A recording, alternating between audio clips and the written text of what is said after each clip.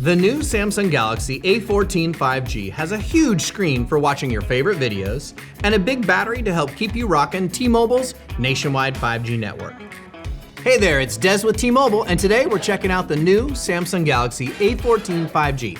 Let's get inside the box. The Galaxy A14 5G has a huge 6.6-inch full HD screen that's great for watching your favorite content. From YouTube videos to your favorite streaming services, the A14 5G's Infiity-V display is made to show off your videos you're watching and minimize the camera intrusion on the screen.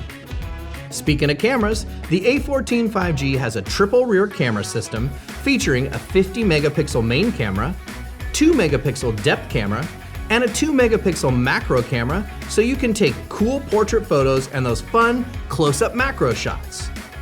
And if we could use that macro camera to look inside the A14 5G, we'd find a large 5,000 milliamp hour battery and 4 gigs of RAM and 64 gigs of onboard storage that can be expanded up to a terabyte with the MicroSD card, which is sold separately.